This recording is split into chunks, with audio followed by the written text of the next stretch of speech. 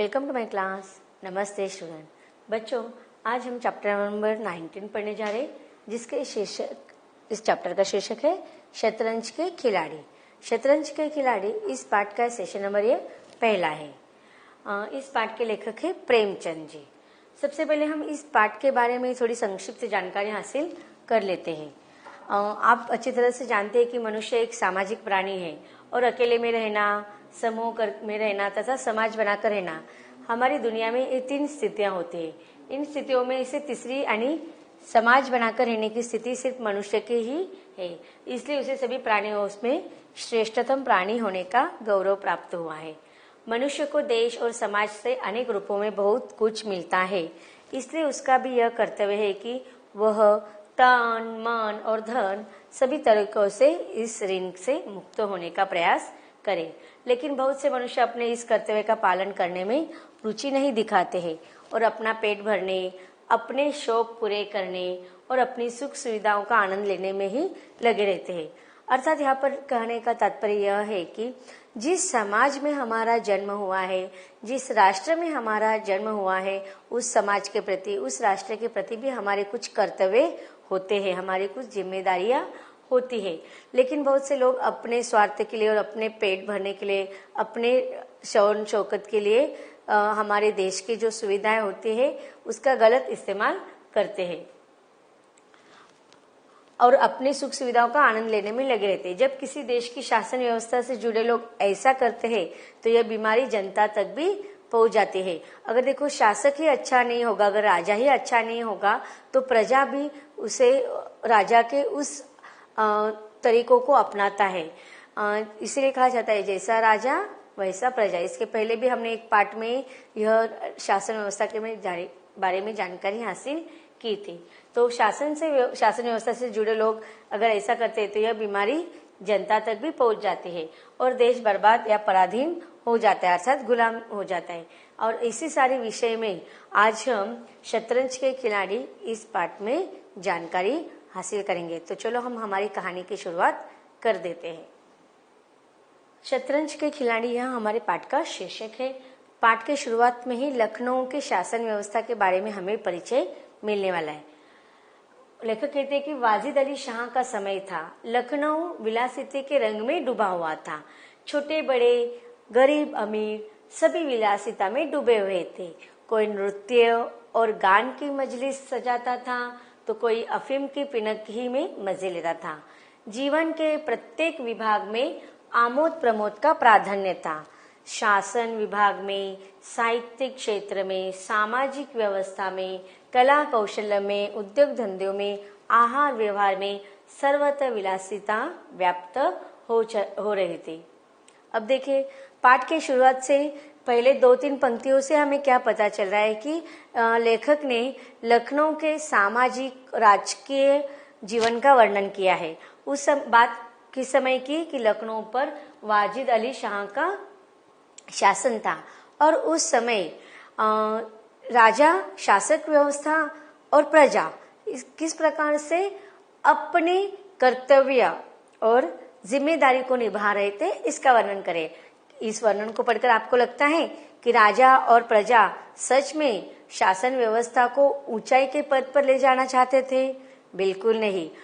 इससे पढ़ने से, इन पंक्तियों से पढ़ने से हमें क्या समझ में आ रहा है कि शासक व्यवस्था का जो प्रमुख है वह जिस प्रकार से व्यवहार करता है उसी का अनुकरण उसके प्रजा, जनता कर रही है। अब देखो, छोटे से लेकर बड़े तक, अमीर से लेकर गरीब तक सभी विलासिता में डूबे हुए हैं। विलासिता में डूबे रहना का अर्थ क्या है कि रंगरलिया करना,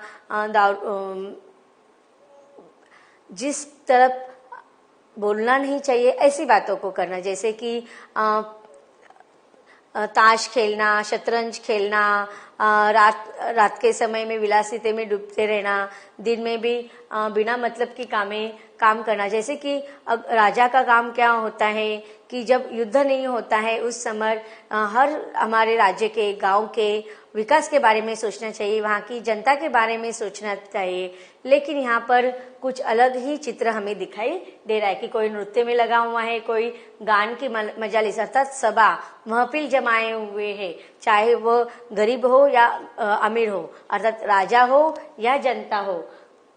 जीवन के प्रत्येक विभाग में जैसे कि चाहे वो शासन विभाग अर्थात शासन व्यवस्था अर्थात राजा, साहित्य क्षेत्र कि साहित्य क्षेत्र में भी जो लिखने वाले साहित्य प्रेमी थे उनमें भी विलासिता की ही भावना दिखाई देती है। सामाजिक व्यवस्था, कला कौशल्य और उद्योग धंधों, आहार व्यवहार में, मतलब हर क्षेत्र में, चाहे वो कला का क्षेत्र हो, साहित्य का क्षेत्र हो, मनोरंजन का क्षेत्र हो, सामाजिक व्यवस्था का क्षेत्र हो, व्यापार व्यवसाय, इन सारे क्षेत्रों में विलासिता छाई हुई थी। राज कर्मचारी विषय वासना में, कविगण प्रेम और विरह के वर्णन में, कारीगर कला बत्तू और चिकन बनाने में, व्यवसायी सुरमे, इत्र, मिस्सी और उपटन का रोजगार करने में लिप्त थे। अब देखिए इन पंक्तियों से क्या कह रहे हैं कि राज कर्मचारी जो शासक के जो प्रमुख लोग होते हैं, मंत्री लोग होते हैं, उनका कर्तव्य क्या होता है कि जनता के सारी चीजों की तरफ ध्यान देना, उनके विकास की तरफ ध्यान देना। लेकिन वो राज कर्मचारी किस में डूबी हुई थी? विषय वासना में। कविगण जो युद्ध के क्षेत्र में राजाओं में वीरता का प्राधान्यता करते हैं, वह भी किस प्रकार से काव्य में निर्मित थे? प्रेम और विरह से युक्त काव्य रचना में मशहूर थे। उसके बाद कारीगर भी रेशम बनाने में अपने स्वार्थ के लिए लगे हुए थे। व्यवसायी लोग भी अपने व्यवसाय को किस प्रकार से बढ़ाया जाए, किस प्रकार से गलत तरीके से हम अमीर बन जाए, इस सारी चीजों में लगे हुए थे। सभी की आंखों में विलासिता का मत छाया हुआ था। संसार में क्या हो रहा है इसकी किसी को खबर न थी। पटेल लड़ रहे हैं, तित्रों की लड़ाई के लिए पाली बदी जा रही है, कई चौसर बिछी हुई है, पो बारह का शोर मचा हुआ है, कई शतरंज का घोर संग्राम छिड़ा हुआ है, राजा से लेकर रंग तक इसी धुन में मस्त थे। अब देखिए सारी जहां पर भी जाओ, चाहे किसी भी विभाग पर नजर जाओ, विलासिता में डूबा हुआ दिखाई दे रहा है।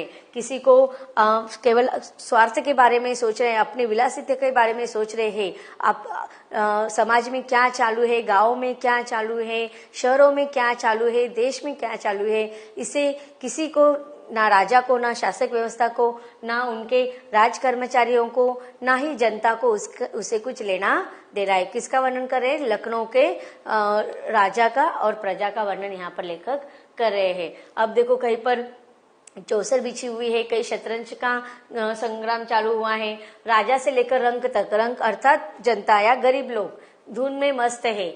यहाँ तक कि फकीरों को भी पैसे मिलते हैं तो रोटियां न लेकर अफीम खाते या मदक पीते हैं। तो अब देखो इन पंक्तियों से हमें क्या पता चल रहा है कि सारा जो वातावरण था, सामाजिक वातावरण कहे, राजनीतिक वातावरण कहे, तो वह सारा विलासिता में डूबा हुआ था। अपने कर्तव्य परायणता से दूर भागे हुए थे, अपने जिम्मेदारियों से सारे लोग अनजान थे। जैसे कि यहाँ पर बताया गया है कि फकीर को भीख में भी अगर कुछ मिलता है तो उस फकीर का काम क्या होता है कि जो कुछ मिले उसमें अपना पेट पाले। रोटियां खाने के बजाय, रोटियां लेने के बजाय वो क्या करता था? मादक पदार्थों का सेवन करने के लिए पैसे खर्च कर देता था। शतरंज, ताश, गंजीपा खेलने से बुद्धि तीव्र होती है, विचार शक्ति का विकास होता है, पेचीदा मसलों को सुलझाने की आदत पड़ती है। ये दलीलें जोरों के साथ पेश की जाती थी। अब देखें इन पंक्तियों से लेखक हमें क्या बताना चाहते हैं कि जो राजा होते हैं या जो सच में हम उसे कह सकते चातुर्य या बुद्धिमान जो लोग होते हैं, वह अपने बुद्धि का उपयोग कहाँ करते हैं? युद्ध के क्षेत्र में करते हैं, अपने राज व्यवस्था को बचाने के लिए करते हैं, अपने देश के विकास के लिए करते हैं, समाज में फैले हुए समस्या को सुलझाने के लिए करते हैं।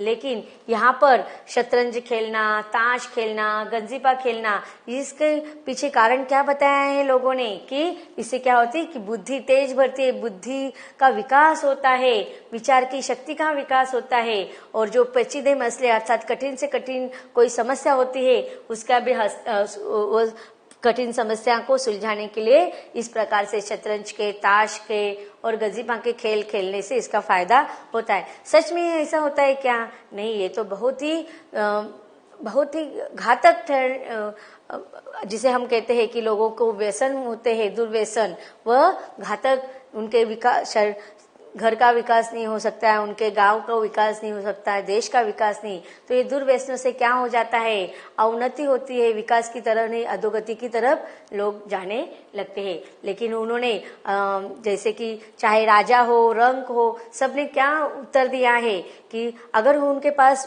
उनको बुद्धि का विकास करना है, कठिन से कठिन प्रश्नों को उत्तर ढूंढना है, तो उनको कहाँ जाना चाहिए? युद्ध के क्षेत्र में उसका बुद्धि का उपयोग कर सकते हैं। पेचीदा सवालों को ढूंढने के लिए वे राज दरबार में ऐसे गांव के समस्याओं को सुलझा सकते हैं, लेकिन नहीं, वो लोग राज दरबार छोड़कर, देश का विकास छोड़कर अपने ही भोग विलास में लगे हुए हैं। और उसके लिए वह तर्क वितर्क भी हमें अच्छे तरीके से दे रहे हैं। इस संप्रदाय के लोगों से दुनिया अब भी खाली नहीं है। अब लेखक प्रेमचंद, इन्होंने ये जब कहानी लिखी थी उस समय का वर्णन किया है। अगर आज हम देखते हैं, यह कहानी आज हम पढ़ रहे, लेकिन आज भी हमारे इर्द गिर्द देखते हैं कि बहुत सारे निठल्ले जो लोग होते हैं, जिनको अपने कर्तव्य का कोई बोध नहीं होता है, अपने कर्तव्य से वो पीछे हटना चाहते हैं, ऐसे लोग आज भी हमें ताश खेलते हुए दिखाई देते हैं, गंजीफा खेलते हुए दिखाई देते हैं। इसलिए अगर मिर्जा सज्जाद अली और मीर रोशन अली अपना अधिकांश समय बुद्धि तीव्र करने में व्यतीत करते थे, तो किसी विचारशील पुरुष को क्या आपत्ति हो सकती थी? अब देखिए, यहाँ पर लेखक ने दो पात्रों का वर्णन किया है। एक पात्र कौन सा है? मिर्जा सज्जाद अली, और दूसरा है मीर रोशन अली। अब ये जो दो पात्र है, उन दो पात्रों के ऊपर ही यह पूरी कहानी है। यह हमारी कहानी के प्रमुख पात्र है। अब ये जो मिर्जा असद अली और मीर रोशन अली जो है, वह उस समय के बहुत ही बड़े नवाब थे। और नवाब मतलब कितना बड़ा उनका पद था। अगर इतने बड़े नवाब की विचारधारा इस प्रकार से है, तो सर्वसामान्य लोगों की बुद्धि की तीव्रता भी हम समझ सकते हैं। अगर जैसे कहा जाता है, जैसा राजा वैसा प्रजा, अगर नवाब की विचारधारा ये है, तो उसकी प्रजा की भी विचारधारा वही होगी। दोनों के पास मौरूसी जागीरें थे। मौरूसी जागीरें मतलब उनके पूर्वजों से मिली हुई सारी जायदाद थी। अब उनके लिए पैसा कमाना इस प्रकार का कोई उद्देश्य नहीं था, क्योंकि उनके पास परंपरागत पूर्वजों से आई हुई धन दौलत बहुत थी, और उस धन दौलत का वो उपयोग सिर्फ अय्याशी करने में ही लगे हुए थे। दोनों के पास मौरूसी जागीरें थी, जीविका की कोई चिंता ही न थी। घर में बैठे चौखटिया करते थे, आखिर वो करते भी क्या? प्रातःकाल दोनों मित्र नाश्ता करके बिसात बिछाकर बैठ जाते। अब देखिए, उनकी दिन की शुरुआत कैसी होती थी, दिन भर क्या क्या कार्य करते थे वो, इसका वर्णन यहाँ पर लेकर के देखिए। जैसे ही सुबह हो जाती थी, दोनों मित्र नाश्ता करके बैठ जाते थे शतरंज खेलने के लिए। मोहरे सज जाते और लड़ाई के दाव पेच होने लगते थे। अब देखिए, जो राजा होता है उसके दाव पेच युद्ध के क्षेत्र में होते, रण के क्षेत्र में, लेकिन इन नवाबों का दाव पेच कहाँ लगे हुए? शतरंज खेलने में। फिर खबर न होती थी कि दोपहर कब हुई, कब तीसरा पहर, कब शाम। घर के भीतर से बाहर बार बुलावा आता कि खाना तैयार है। यहाँ से जवाब मिलता, चलो आते हैं, दस्तरखान बिछाओ। यहाँ तक कि बावर्ची विवश होकर कमरे में ही खाना रख जाता था, और दोनों मित्र दोनों काम साथ साथ करते थे। अब देखिए, दो बड़े बड़े नवाबों का वर्णन यहाँ पर लेखक कर रहे हैं कि क्या कि उनकी सुबह किस प्रकार से होती थी, दिन भर कैसा होता था। उनकी सारे हरकतों से घर के सारे लोग परेशान हो गए थे।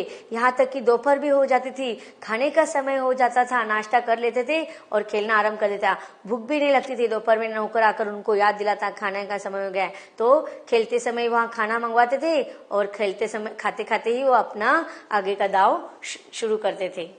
इसलिए उन्हीं के दीवान खानों में बाजियां होती थी। मगर यह बात न थी मिर्जा के घर के, और लोग उसके इस व्यवहार से खुश हो।